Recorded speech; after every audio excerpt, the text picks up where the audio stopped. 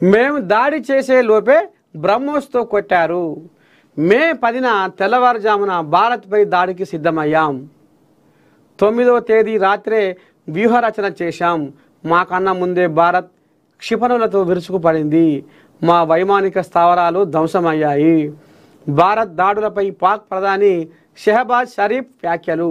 శాంతి చర్చలకు ముందుకు రావాలని భారత్కు పిలుపు. అందితేనేమో కాళ్ళు, అందపోతేనేమో జుట్టు. ఇగో ఇట్లా తయారయ్యారు పాకిస్తాన్ వాళ్ళు.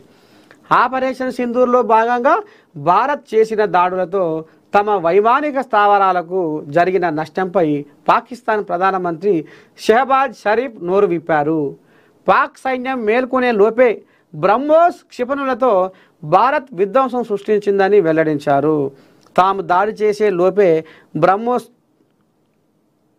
భారత్ బ్రహ్మోస్ ప్రయోగించి ఇక మామూలు ఇక మోటు మాట వస్తుంది కానీ మరి చెయ్యదా? మీరు ఉచితార్థంగా ఇళ్ళకు దొరబడి బైసరాన్ లోయల పహల్గాంలో ఎంతమంది ఆడబిడ్డగా మీరు సింధూరాన్ని దుడిపేసిర్రు? ఉచితార్థంగా మిమ్మల్ని నల్లాంటివా, తెల్లాంటివా, అరేంటివా, అప్రమంటివా మా మానాన మేము బతుకుతుంటే మీరు కెలిగించుకొని మమ్మల్ని రెచ్చగొడుతుంది. మళ్ళీ ఇప్పుడు మేము చర్చలకు, శాంతి చర్చలకు ముందుకు రావాలని భారత్కు పిలుపు.